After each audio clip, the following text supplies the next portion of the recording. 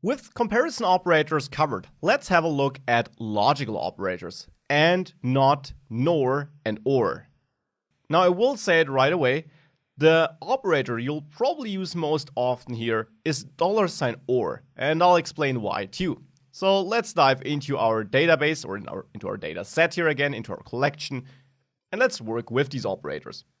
So for that, let's quickly have a look at our structure of one document, and let's say we want to find all documents or all items here, where the rating is either lower than 3 or greater than 9. So the very bad or the very high quality items. Now I'll run each query standalone to begin with. So db movies find pretty, and then let's add the filter.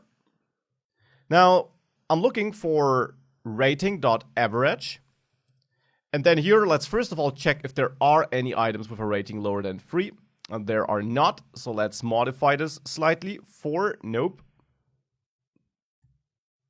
5, okay, so we got items, yeah, more than one, with a rating lower than 5. 2 items to be precise. You can, by the way, find out how many items there are by replacing pretty with count, and you'll just get back the number of items, but more on that later.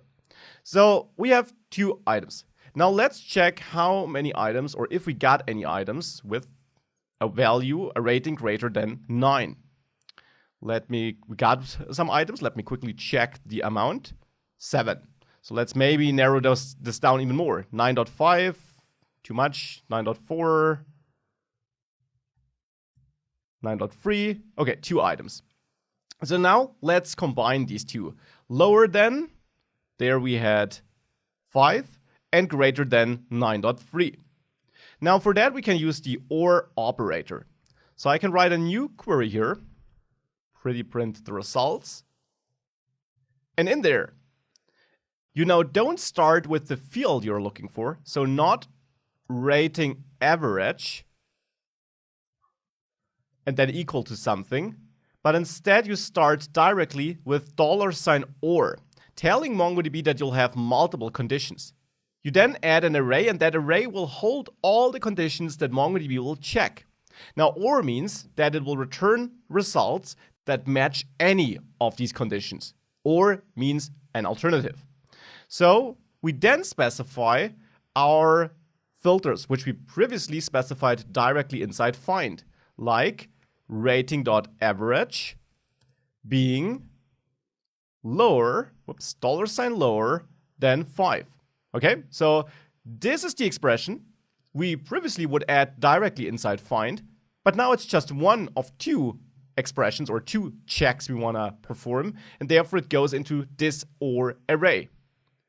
Now, the second value in OR then is the second expression, and we can have more than 2. You can have 3, 5, as many as you want, essentially.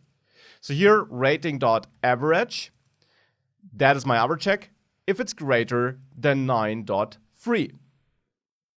So now I got 2 checks here, and this should me find all documents with a rating lower than 5 or greater than 9.3, but nothing in between.